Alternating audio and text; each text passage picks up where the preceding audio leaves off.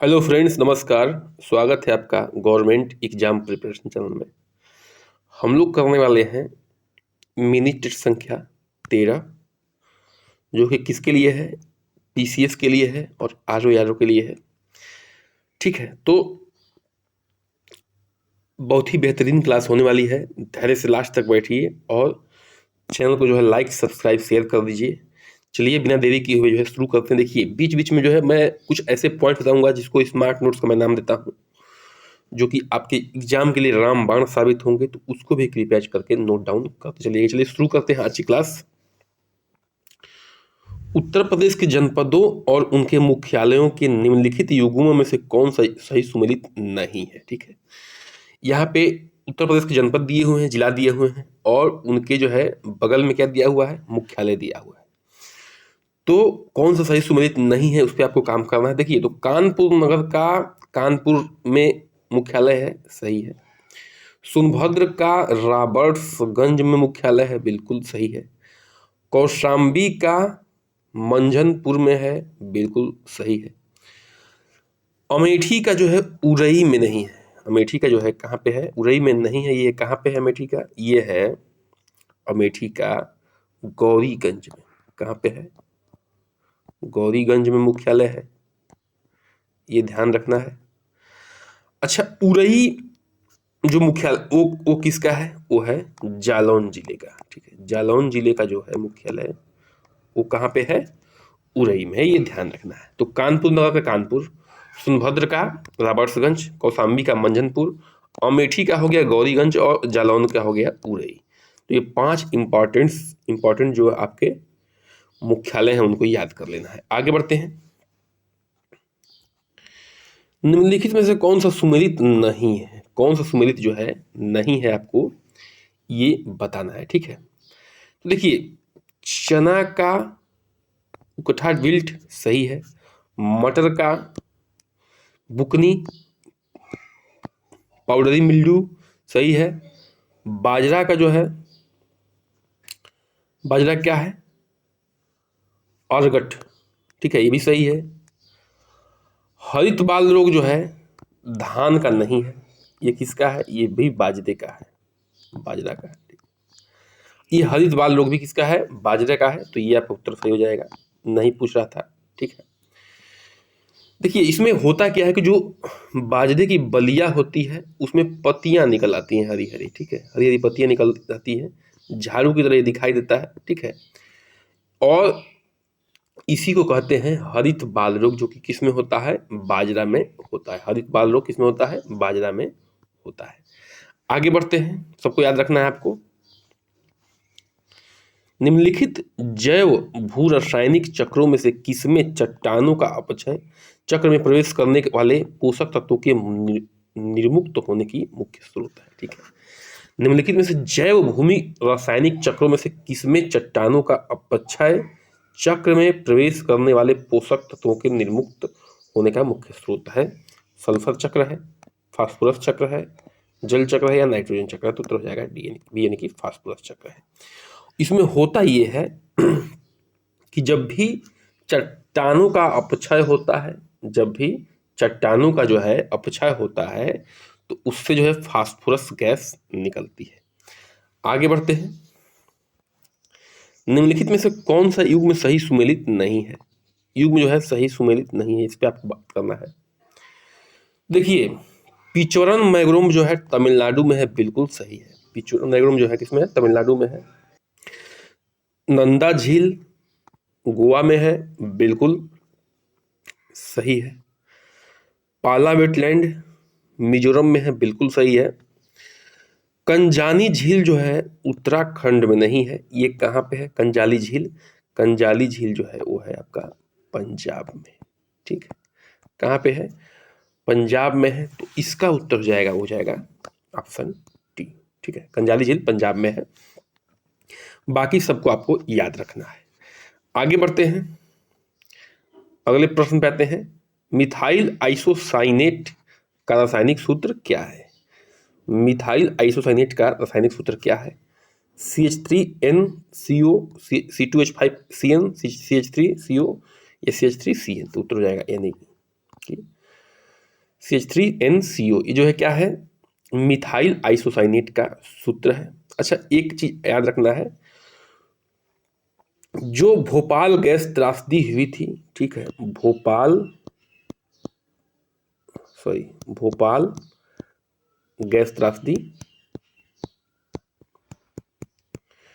वो जो है किसकी वजह से हुई थी, इसी मिथाइल आइसोसाइनेट गैस के वजह से हुई थी।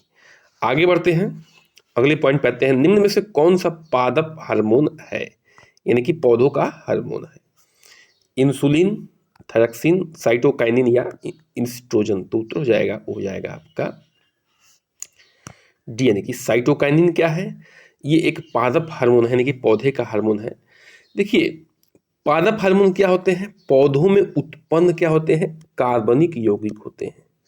पौधों में उत्पन्न क्या होते हैं, कार्बनिक यौगिक होते हैं, जो पौधे के विकास में क्या होते हैं, सहायक होते हैं। देखिए, कुछ जो इम्पॉर्टेंट पादप हार्मोन है उसको हम लोग थोड़ा सा यहाँ पे देख लेते हैं। देखिए कौन कौन से हैं, ऑक्सिन है, ठीक है, ऑक्सिन है, जिबरेलिन है, ऑक्सिन, जिबरेलिन, साइटोकाइनिन आप पढ़ ही चुके हैं, ठीक है, साइटोकाइनिन यहाँ पे पढ़ ही चुके हैं। एब्सिसिक अम्ल है, ठीक है, एब्सिसिक अम्ल है, एवं एथिलीन है, ठीक है, क्या है, एथिलीन है, ठीक है। तो इतना आपको याद रखना है, यानी कि जो पादप हार्मोन होते हैं वो कार्बनिक यौगिक होते हैं, पौधों के विकास में सहायक होते हैं। ऑक्सिन, जिबरेलिन, साइटोकाइनिन, एब्सिसिक अम्ल और एथिलीन, जो ये क्या है, इंपॉर्टेंट पादप हार्मोन है। आगे बढ़ते हैं, इसमें से आपको सही बताना है, ठीक है। अब देखिए, भारत में हाथी परियोजना की शुरुआत वर्ष 1992 में हुई थी। इसमें जो है सही कथन को चूज करना है आपको इस प्रश्न में, ठीक है। तो ये देखिए, प्रोजेक्ट टाइगर जो प्रोजेक्ट एलिफेंट जो आया था, ठीक है, प्रोजेक्ट एलिफेंट जो आया था वो कब आया था, 1992 में ही आया था, बिल्कुल सही है। भारत में कुल 35 हाथी रिजर्व क्षेत्र हैं। देखिए, 35 हाथी रिजर्व क्षेत्र नहीं है, 2023 के डाटा के अनुसार, दिसंबर 2023 के डाटा के अनुसार, ठीक है, अभी जो है कितने हैं, 35 नहीं है, कितने हैं, 33 हाथी रिजर्व है। तो ये क्या है, ये स्टेटमेंट क्या है, गलत है। तो केवल और केवल जो है एक सही हो जाएगा, दो क्या है, गलत है। आगे बढ़ते हैं,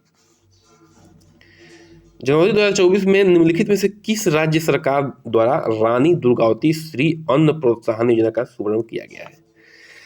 किस राज्य सरकार द्वारा रानी दुर्गावती श्री अन्न प्रोत्साहन योजना की शुरुआत किया गया है? उत्तर प्रदेश, राजस्थान, महाराष्ट्र, मध्य प्रदेश?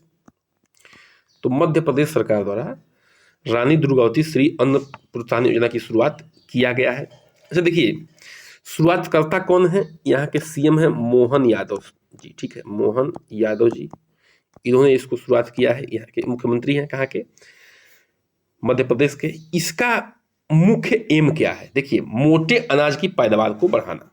जो ये योजना है इसका मुख्य उद्देश्य है मोटे अनाज के पैदावार को बढ़ाना, ठीक है, मोटे अनाज की पैदावार को बढ़ाना। अच्छा देखिए, प्रोत्साहन के रूप में 10 रुपया प्रति केजी पर, ठीक है, 10 रुपया प्रति केजी पर प्रोत्साहन राशि भी मिलेगा, किसको, जो भी किसान इसको उगाएगा, ठीक है, किसानों को।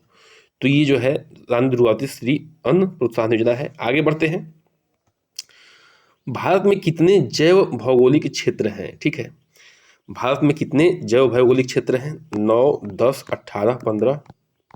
तो 10 जो है जैव भौगोलिक क्षेत्र हैं भारत में।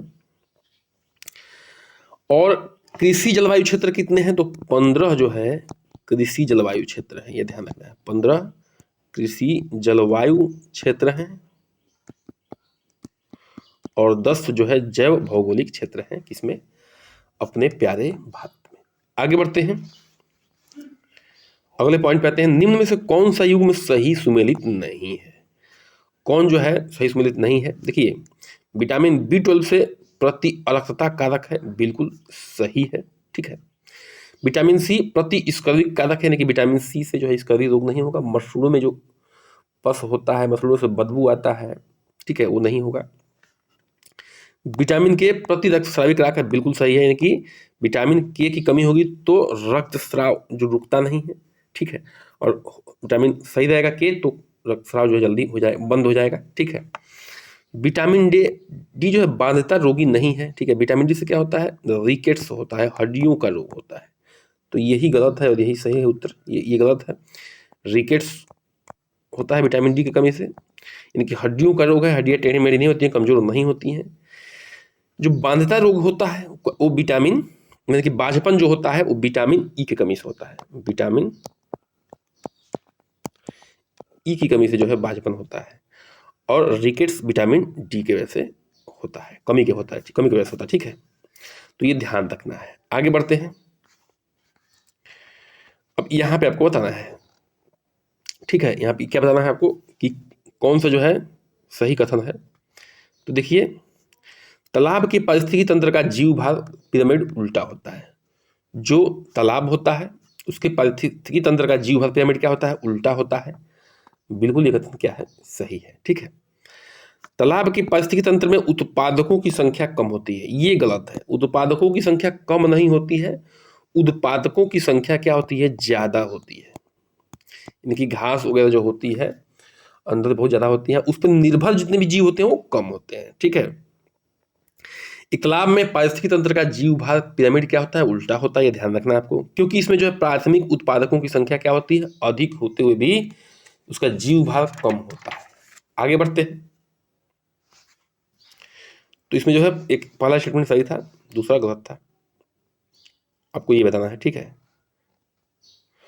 निम्नलिखित कथनों पर विचार करना है। प्रकाश संश्लेषण की क्रिया में CO2 का अपचयन होता है, ठीक है।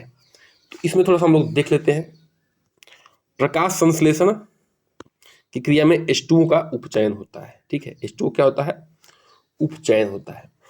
तो इस स्टेटमेंट को देख लेते हैं थोड़ा सा। इसमें जो है इसका हम लोग सूत्र देख लेते हैं प्रकाश संश्लेषण का। 6CO2 + 12H2O, ठीक है। ये क्या बनाता है, C6H12O6 + 6O2 + 6H2O, ठीक है। ये चीज़ हम लोग को प्रकाश संश्लेषण के जो है सूत्र में मिलता है, ठीक है। यहाँ पे सनलाइट होता है और क्लोरोफिल होता है। सनलाइट होता है सूर्य का प्रकाश, और क्लोरोफिल होता है, ठीक है, क्लोरोफिल, इसके प्रेजेंस में ये काम होता है, ठीक है। अब देखिए प्रश्न क्या कर रहा है, पहला स्टेटमेंट क्या कर रहा है कि प्रकाश संश्लेषण की क्रिया में CO2 का उपचयन होता है। CO2 का क्या होता है, उपचयन होता है, ठीक है। उपचयन का मतलब होता है रिडक्शन, ठीक है। रिडक्शन कब होता है, जब किसी उसमें हाइड्रोजन क्या होता है, एलिमेंट जुड़ जाता है तो क्या होता है, रिडक्शन होता है। देखिए तो सी में देखिए यहाँ पे हाइड्रोजन जुड़ रहा है, ठीक है, तो ये बिल्कुल सही है, पहला सही है। अच्छा, H2O का ऑक्सीडेशन होता है, तो H2O को में जो है ऑक्सीजन जुड़ रहा है, ठीक है। अब देखिए यहाँ पे भी दिखेगा, लेकिन ऐसा नहीं है, ठीक है, ऐसा यहाँ नहीं है। यहाँ पे जो है एक प्रश्न ये भी बनता है कि ऑक्सीजन जो है कहाँ से मिलता है प्रकाश संश्लेषण क्रिया में, तो वो पानी से मिलता है, ये भी याद रखना है, ठीक है। वह पानी से मिलता है ऑक्सीजन। तो यहाँ पे देख सकते हैं कि जो पानी का क्या हो रहा है, यहाँ पे ऑक्सीडेशन हो रहा है, यानी कि हाइड्रोजन यहाँ से रिमूव हो रहा है, और रिमूव कहाँ जा रहा है, यहाँ पे जाके मिल रहा है, ठीक है। तो कार्बन डाइऑक्साइड का रिडक्शन और पानी का ऑक्सीडेशन हो रहा है, तो दोनों कथन क्या है, बिल्कुल सही है। आगे बढ़ते हैं। उत्तर प्रदेश में राज्य की पहली अंतर जिला हेलीकॉप्टर सेवा की शुरुआत किन दो स्थलों के मध्य हो रही है। अंतर जिला हेलीकॉप्टर सेवा की शुरुआत पिपराहा से श्रावस्ती के मध्य, नौचंदी से अयोध्या के मध्य, अयोध्या से लखनऊ के मध्य, बटेश्वर से गोवर्धन के मध्य, ठीक है। तो इसका उत्तर हो जाएगा डी ऑप्शन, कि बटेश्वर से गोवर्धन के मध्य। बटेश्वर कहाँ पे है, बटेश्वर जो है आपका आगरा जिले में है। गोवर्धन कहाँ है, गोवर्धन जो है आपके मथुरा जिले में है, ठीक है। तो आगरा के बटेश्वर से मथुरा के गोवर्धन जिले में ये शुरू हो चुका है अंतर जिला हेलीकॉप्टर सेवा। ये शुरू कब हुआ है, सुशासन दिवस पर 25 दिसंबर 2023 को सुशासन दिवस के अवसर पर शुरू हुआ है, ठीक है। सुशासन दिवस के अवसर पर शुरू हुआ है। अच्छा, शुरू किसने किया है इसको? शुरू किए हैं योगी आदित्यनाथ जी, ठीक है, योगी आदित्यनाथ जी, जो क्या है, यूपी के क्या है, सीएम ऑफ यूपी है, सीएम ऑफ यूपी है, ठीक है, उत्तर प्रदेश, ठीक है। इन्होंने क्या किया है, शुरुआत किया है किसका, अंतर जिला हेलीकॉप्टर सेवा का 25 दिसंबर 2023 को सुशासन दिवस के अवसर पर। और कहाँ से कहाँ तक शुरू हुआ? आगरा के बटेश्वर से लेकर मथुरा के गोवर्धन तक। अगले पॉइंट पे आते हैं, निम्न में से कौन से पौधे के लिए एक बृहद पोषक तत्व नहीं है? बृहद पोषक तत्व यानी कि बड़ा बड़ा पोषक तत्व नहीं है। देखिए, तो पहले बड़ा पोषक तत्व कौन कौन से हैं इसको जान लेते हैं। जो बृहद पोषक तत्व होते हैं carbon, sulphur, phosphorus, oxygen, hydrogen, nitrogen, potassium, calcium और मैग्नीज। ये क्या है? ये बृहद पोषक तत्व है, याद रखना है इसको, ठीक है। इसमें क्या नहीं है? तो आयरन जो है बृहद पोषक तत्व नहीं है। ये क्या है? सूक्ष्म पोषक तत्व है, सूक्ष्म, ठीक है, सूक्ष्म पोषक तत्व है। आगे बढ़ते हैं, इस पर विचार करते हैं कौन सही है। मन्नार की खाड़ी में तटीय एवं सीमांत प्रवाल भित्तियां पाई जाती है। मन्नार की जो खाड़ी है उसमें क्या पाई जाती है? सीमांत एवं प्रवाल भित्तियां, ठीक है। तो ये बिल्कुल और बिल्कुल क्या है, बिल्कुल और बिल्कुल जो है सही स्टेटमेंट है, ठीक है। लक्षद्वीप में एटाल भित्ति पाई जाती है, ये भी बिल्कुल सही है, लक्षद्वीप में भी एटाल भित्ति पाई जाती है, ठीक है। मन्नार की खाड़ी में और ठीक है, दोनों सही है, ठीक है। मन्नार की खाड़ी में तटीय सीमांत प्रवाल भित्तियां पाई जाती हैं और लक्षद्वीप में जो है एटाल प्रवाल भित्तियां पाई जाती हैं। दोनों के दोनों कथन क्या है? सही है, सही कथन चूज करना था। आगे बढ़ते हैं, अब जो है इसमें आपको बताना है, ठीक है, सुमेलित करना है। कूट नीचे है आपके, तो सुमेलित करना है। एसडीजी 10, एसडीजी 10 में क्या है? असमानताओं की कमी, असमानताओं की कमी, यानी कि ए का 2 हो जाएगा, ठीक है। एसडीजी 11 में क्या है? एसडीजी 11 में सतत शहर एवं समुदाय, शहर एवं समुदाय है। एसडीजी 14 में क्या है? उत्तरदायी उपभोक्ता एवं उत्पादन, उत्तरदायी उपभोक्ता एवं उत्पादन है। और एसडीजी 16 में क्या है? शांति, न्याय और सुदृढ़ संस्थान, यानी कि सस्टेनेबल ग्लोबल डेवलपमेंट गोल की संख्या दी हुई है और उसके संबंधित जो है जो लक्ष्य हैं उसको आपको सामने रखा गया, किससे संबंधित थे, तो ये आपको देखना है, ठीक है। तो ये है, अब जो इतना हो गया है तो कूट में आप लोग इसको उत्तर लगा ही लेंगे। ए का 2 है, बी का 1 है, ए का 2, बी का 1, ए का 2, बी का 1 और 3 और 4 जो है सीधे से थे, तो ये उत्तर आपका सी हो जाएगा। आगे बढ़ते हैं, हल्दी भूमिगत तने का उदाहरण है जिसे कहते हैं, हल्दी जो है भूमिगत तने का उदाहरण जिसे क्या कहते हैं? बल्ब, ट्यूबर, काम या राइजोम, तो उसको कहते हैं राइजोम कहते हैं, ठीक है, क्या कहते हैं? राइजोम कहते हैं, ठीक है। तो ये भूमिगत तने हैं। देखिए इसमें जो है राइजोम्स में अदरक और हल्दी मुख्य हैं, ठीक है, हल्दी और अदरक क्या है? मुख्य हैं। ये क्या है, किसमें आते हैं? राइजोम की श्रेणी में आते हैं, जिसको हिंदी में प्रकंद भी कहते हैं, प्रकंद, ठीक है, प्रकंद भी कहते हैं राइजोम को। आगे बढ़ते हैं, अगले पॉइंट पर हम लोग आते हैं। निम्नलिखित में से किस शहर में देश की पहली आर्टिफिशियल इंटेलिजेंस सिटी विकसित की जाएगी? देश की पहली आर्टिफिशियल इंटेलिजेंस सिटी विकसित की जाएगी कहाँ पे? लखनऊ, मुंबई, हैदराबाद, गांधीनगर। तो लखनऊ में जो है विकसित की जाएगी। बहुत ही इंपॉर्टेंट पॉइंट है क्योंकि अपने राज्य से संबंधित है। अगले पॉइंट पे आते हैं, ठीक है, और ये अंतिम प्रश्न होगा आज के सेशन का। उत्तर प्रदेश एक जनपद एक उत्पाद, यानी कि वन डिस्ट्रिक्ट वन प्रोडक्ट योजना के आधार पर निम्नलिखित युग्म में से कौन सा सही सुमेलित नहीं है? सही सुमेलित नहीं है पे बात करनी है, ठीक है। देखिए, सहारनपुर जो है लकड़ी की नक्काशी के लिए रखा गया है, तो बिल्कुल सही है। सुल्तानपुर मंजू उत्पाद के लिए बिल्कुल सही है। संभल जो है सिंह के अस्थि एवं उत्पाद के लिए रखा गया है, बिल्कुल सही है। मैनपुरी जो है लौह कला के लिए नहीं रखा गया भाई, मैनपुरी जो है तारकसी कला के लिए रखा गया है, तारकसी कला के लिए, तारकसी कला के लिए जो है कौन सा फेमस है आपका?